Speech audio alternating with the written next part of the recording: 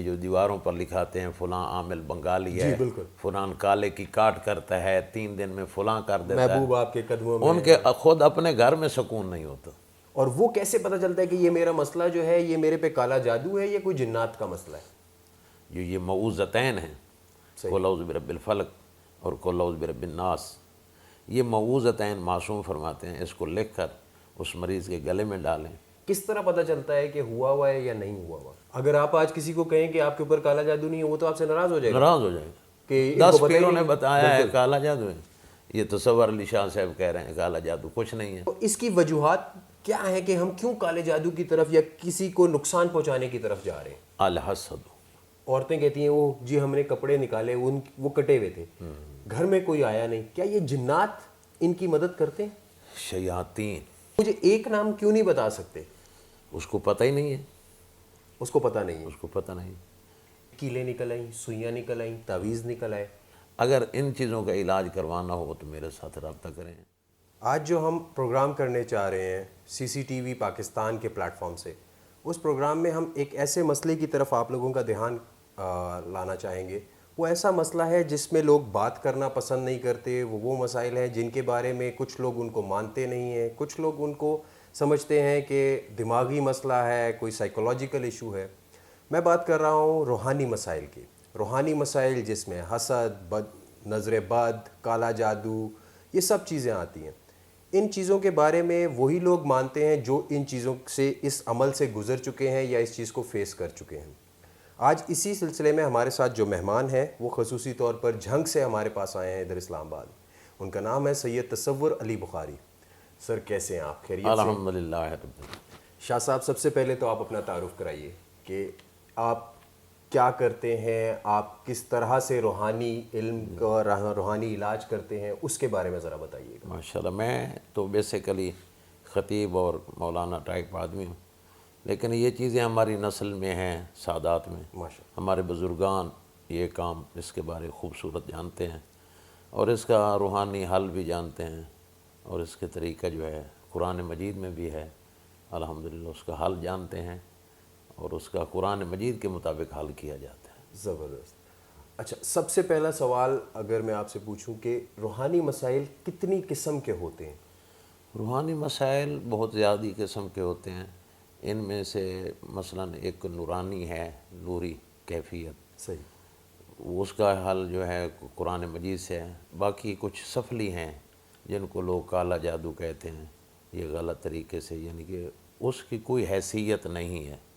مشہوری اس کی ایڈورٹائز بہت زیادہ کی گئی ہے، لیکن اس چیز کا بھی حل قرآن مجید میں ہے، کیونکہ اللہ نے فرمایا ہے قرآن میں مکمل ہر چیز کا حل موجود ہے. صحیح. تو اس کا مطلب ہے کہ ہر روحانی مسئلے کا حل جو ہے وہ ہر روحانی مسئلے کا حل قرآن مجید میں موجود ہے. زبردست. کہ ایک انسان ہے، اس کو ساتھ زندگی میں کوئی مسائل چل رہے ہیں، وہ مسائل روحانی بھی ہو سکتے ہیں، وہ مسائل جو ہے وہ ایسے بھی ہو سکتے ہیں جو کہ لوگوں کے کریٹ کردہ ہوں، اس کے دماغی طور پہ کچھ ایسا ہو. تو اس کو ایسے کیسے پتہ چلے گا کہ یہ جو میرے ساتھ مسئلہ چل رہا ہے اس کے لیے مجھے ڈاکٹر کے پاس جانا ہے یا روحانی کسی عالم کے پاس، کسی پیر کے پاس جانا ہے؟ دیکھو بھائی، یہ مسائل جو ہیں ایسے ہیں، ہر آدمی کے ساتھ ہر گھر میں ہیں. صحیح. لوگ صرف ایک ہی طرف توجہ کر کے ڈاکٹروں کے پاس جاتے ہیں اور اس کو چیک اپ، پھر وہ ٹیسٹ لکھ دیتے ہیں، 2000 4000 5000 10,000 ٹیسٹ اتنے کرا کہ پھر ان کو رپورٹ جب پوچھتے ہیں تو کچھ نہیں نکلتا. بالکل سب کچھ کلیئر ہے. سب کچھ کلیئر ہے. CT سکین کراؤ جی، فلاں ہے، ایسا کراؤ جی، بلڈ چیک کراؤ، سارے ٹیسٹ کلیئر ہیں. تو پھر سوچتے نہیں ہیں بھی تمام ٹیسٹ کلیئر ہیں، آخر اس کی مرض کیا ہے. تو اس کا علاج روحانی ہے. اللہ نے قرآن مجید میں فرمایا ہے وَنُنَزِّلُ مِنَ الْقُرْآنِ مَا هُوَ شِفَاءٌ وَرَحْمَةٌ لِّلْمُؤْمِنِينَ. ہم نے قرآن کو نازل ہی اسی لیے کیا ہے کہ اس میں شفا ہے اور مومنین کے لیے باعث رحمت ہے. بے شک. ہم قرآن سے استفادہ نہیں کرتے، ڈاکٹروں کی طرف دوڑتے ہیں جس کا کوئی فائدہ نہیں. اچھا، اب میں ڈاکٹر کے پاس جاتا ہوں، مجھے ڈاکٹر کہتے ہیں کہ میں بالکل ٹھیک ہوں، لیکن میرے مسائل ٹھیک نہیں ہو رہے. تو کوئی مجھے اندر سے کوئی ایسی کیفیت ہے جس سے مجھے پتہ چلے گا کہ یار یہ میرے ساتھ جو مسئلہ چل رہا ہے یہ روحانی ہے، تو مجھے کسی عالم کے پاس جانا چاہیے؟ دیکھو 2 قسم کی مرضیں ہیں، ایک ہے روحانی، ایک ہے جسمانی. صحیح. جب جسم مریض ہو جاتا ہے تو ہم ڈاکٹر کی طرف رجوع کرتے ہیں. ٹھیک ہو گیا. جب اندر میں ایسی کیفیت طاری ہو جاتی ہے، کوئی سمجھ نہیں آتی کہ ہمیں کیا ہے، نماز پڑھنے کے لیے دل نہیں کرتا، بالکل روزہ رکھنے کے لیے دل نہیں کرتا، خمس و زکوٰۃ عشر وغیرہ دینے کے لیے جی نہیں کرتا، یعنی کہ نیک عمل کرنے کے لیے ان شارٹ ہم دین سے دور ہوتے جاتے ہیں، دور ہوتے جاتے، تو اللہ اس سے کا دور ہو رہے پتہ چلتا ہے کہ اس کی روح مریض ہے۔ صحیح، جب روح مریض ہو جائے تو پھر اس کے اسپیشلسٹ کے پاس جانا چاہیے جو روحانی کیفیات کو سمجھتا ہے، تو وہ بتائے گا قرآن مجید سے اس کے لیے کیا نسخہ بہتر ہے، اور اس کا حال الحمدللہ معصومین نے بھی فرمایا ہے کہ قرآن کی طرف رجوع کرو۔ پھر صرف قرآن کافی نہیں ہے، تو اہل بیت اطہار علیہم الصلوۃ والسلام کے جو نسخے ہیں ان کو استعمال کریں تو باطنی کیفیت بھی درست ہو سکے۔ بالکل ٹھیک ہو گیا۔ اچھا، اب ہم ایک آج کل آپ نے دیکھا ہوگا ہر چیز جو ہے وہ کمرشل طور پہ ہو رہی ہے، جس میں آپ دیکھتے ہیں کہ لوگ آپ کو اشتہار بھی لکھے نظر آتے ہیں کہ ہر مرض کا علاج ہم کرتے ہیں، ہر قسم کا علاج کرتے ہیں۔ جب آپ ان کے پاس جاتے ہیں تو وہ کہتے ہیں کہ اچھا جی آپ کا علاج تو ہو جائے گا، سب سے پہلے تو وہ آپ کو ڈرائیں گے۔ وہ ڈرانا ایک کیفیت ہے کہ لوگوں کے اوپر وہ طاری کر دیا جائے کہ اگر انہوں نے یہ نہ کیا تو وہ خطرے میں ہے، ان کی زندگی خطرے میں ہے، ان کے گھر والوں کی زندگی خطرے میں ہے۔ تو اس کے لیے پھر وہ کہیں گے اچھا جی اب آپ نے ہمیں بکرے بھی دینے ہیں، آپ نے ہمیں نقد بھی دینا ہے، آپ نے ہمیں یہ فلانی چیز بھی لا کے دینی ہے، زعفران لا کے دینا ہے جس سے تعویذ لکھے جائیں گے۔ تو کیا یہ سب روحانی عمل کرنے والے جو ہوتے ہیں عالم پیر، ان کا اس چیز پہ واقعی کوئی خرچہ بھی ہوتا ہے یا صرف ان کی تعلیم کا، ان کے وقت کا ہی استعمال ہوتا ہے؟ کوئی ان کا خرچہ نہیں ہے، یہ سراسر عوام کو جاہل اور بدھو بنا رہے ہیں۔ صحیح، کوئی ایسے یعنی کہ یہ جو دیواروں پر لکھاتے ہیں فلاں عامل بنگالی ہے، بالکل، فلاں کالے کی کاٹ کرتا ہے، 3 دن میں فلاں کر دیتا ہے، محبوب آپ کے قدموں میں ان کے خود اپنے گھر میں سکون نہیں ہوتا، ان کے گھر کی کیفیات درست نہیں کر سکتا، دوسروں کا علاج کیا کرے گا؟ وہ خواہ مخواہ صرف غریب اور سادہ لوگوں کو لوٹنے کا اس نے ایک چکر چلایا ہوا۔ اگر لوگ جس سے پوچھنا ہوتا ہے عالم کے پاس جاؤ، جو قرآن کا علم جانتا ہے، جو معصوم کا فرمان جانتا ہے۔ ہاں البتہ علم ہے، یہ کالے شالے کچھ نہیں، جو علم ہے وہ محمد و آل محمد علیہ الصلوۃ والسلام کا، وہ علم جفر ہے۔ صحیح، علم جفر جو ہے، یہ لوگ جو کالے علم کی باتیں کرتے ہیں ان کو تو جفر کا پتہ ہی نہیں ہے، تثلیث و تسدیس کا پتہ نہیں ہے، حروف ابجد کا پتہ نہیں ہے، مقطعات کا پتہ نہیں ہے۔ تو یہ لوگوں نے خواہ مخواہ دعوے بینر، جس کے پاس حقیقت اور سچائی ہوتی ہے آپ کے اس ان کو جوابات بورڈ سے لگوانے، بہت سارے لوگوں کو مسئلہ ہوگا کیونکہ آپ ان کی دکانیں بند کر رہے ہیں۔ ہاں، ان کو بورڈ لگانے کی کوئی ضرورت نہیں۔ اگر آدمی کے اندر طاقت روحانی ہے تو لوگ خود بخود اس کے پاس چل کر آئیں گے۔ بالکل ٹھیک۔ اتنی مشہوری کروانے، ایڈورٹائز کروانے، میرے خیال میں تو یہ ان کے آگے ایجنٹ رکھے ہوئے ہوتے ہیں، انہوں نے جو کمیشن لیتے ہیں اور ان کے لیے تو یہ اشتہار لگاتے غریبوں ہیں۔ سے پیسے بٹورتے ہیں۔ دیکھو نا، ایک بکرا 30-40 ہزار، بالکل، پتہ نہیں کتنے بکرے جی، گوشت میرے گھر پہنچاؤ، میں نے پڑھائی کرنی ہے، یہ سب جھوٹ ہے اور مکر ہے۔ صحیح۔ اچھا، اب ہم اس کے اندر تھوڑا سا آگے چلتے ہیں کہ روحانی جو مسائل ہوتے ہیں اس میں ایک مسئلہ ہوتا ہے آپ کا کہ ہم کہہ لیں کہ جسے کالا جادو کہتے ہیں، جی جی، کہ جادو ہوا ہوا ہے۔ دوسرا ایک جو ہمارے ہاں بہت کامن سنا جاتا ہے کہ وہ فلانے کے اوپر تو جن چڑھ گیا تھا۔ ہاں، اب وہ جنات ہیں، ہم سب اس بات پہ ہمارا یقین ہے، ہمارا قرآن اعتماد میں ہے، ذکر ہے۔ بالکل۔ تو اب وہ جنات والا جو مسئلہ ہے اس کے لیے بھی روحانی علم، کسی آپ کو کسی جگہ پہ کوئی پیسے دینے کی ضرورت نہیں ہے، کوئی کچھ کرنے کی ضرورت نہیں ہے، اور وہ کیسے پتہ چلتا ہے کہ یہ میرا مسئلہ جو ہے یہ میرے پہ کالا جادو ہے یا کوئی جنات کا مسئلہ ہے؟ دیکھو بھائی، جنات کا مسئلہ ہے، یہ شیاطین ہوتے ہیں، لیکن اس کا اللہ نے قرآن مجید میں حل بتایا۔ جو یہ معوذتین ہیں، قل اعوذ برب الفلق اور قل اعوذ برب الناس، یہ معوذتین معصوم فرماتے ہیں، اس کو لکھ کر اس مریض کے گلے میں ڈالیں یا وہ پڑھ کر خود پیے، نہ جائے کسی پیر کے پاس، خود پڑھ کر دم کر کے پانی پیے تو انشاءاللہ ٹھیک ہو جائے۔ پھر معصوم فرماتے ہیں اس گھر میں اذان دو، جس گھر میں شیاطین اور جنات ہیں اس گھر میں اذان دو۔ اذان کی اتنی برکات ہیں، اس گھر میں شیاطین اور جنات سب چلے جاتے ہیں۔ تو گھر میں اذان دیتے نہیں ہیں، گھر میں قرآن پڑھتے نہیں ہیں، گھر میں نماز پڑھتے نہیں ہیں، بس جاہل پیروں کے پاس چلے جاتے ہیں۔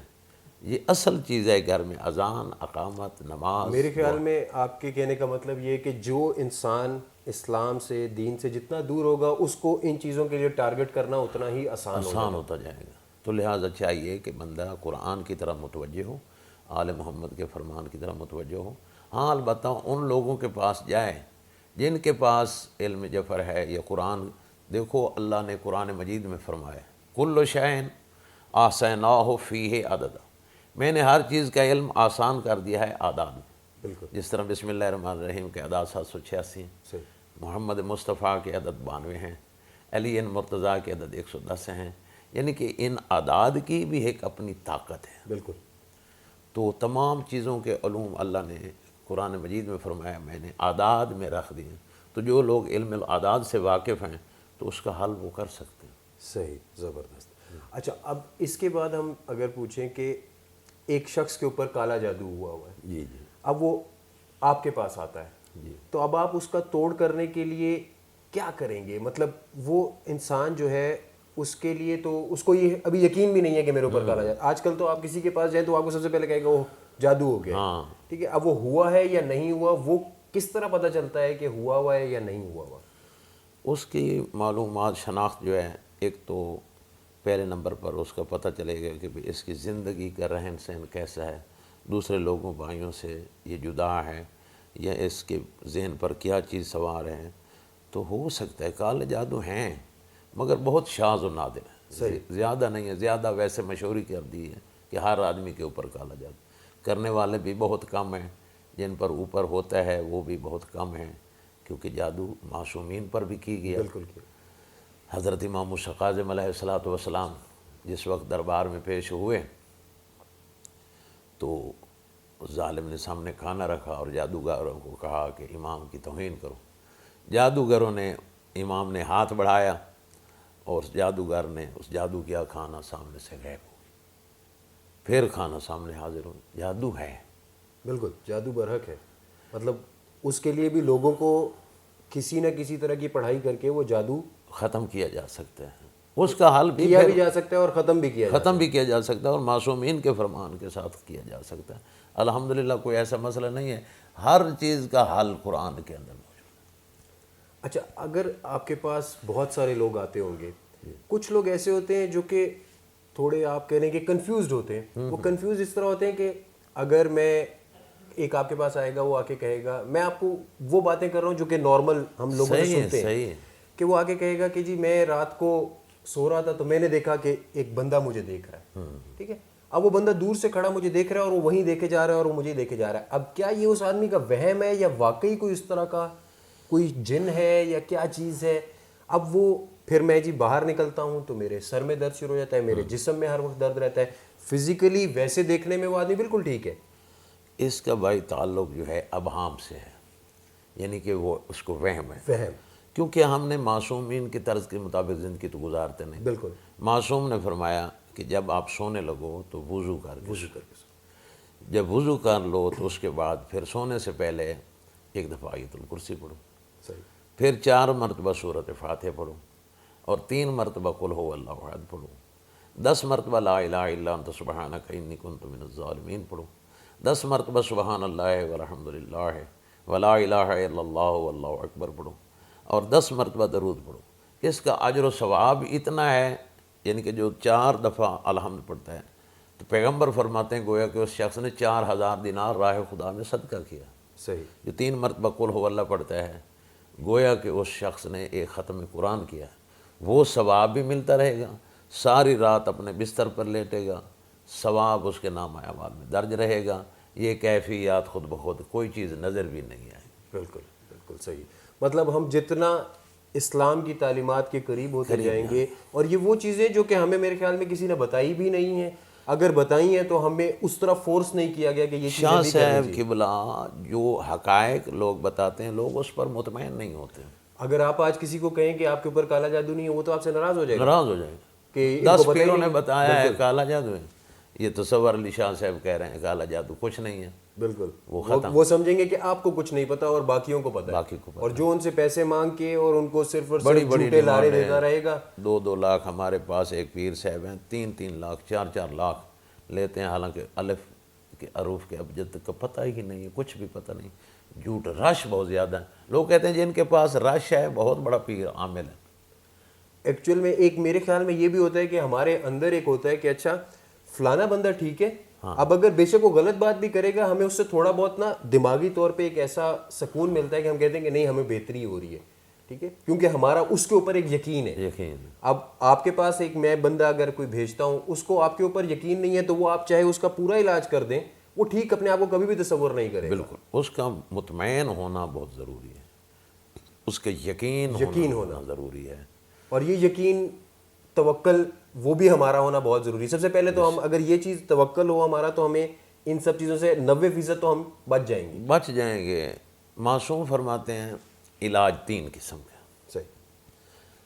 معصوم سے پوچھا کہ بولا سب سے پہلے حکیم کے پاس. معصوم نے فرمایا الصدقۃ, پہلے نمبر پر اپنا علاج صدقے سے شروع کریں.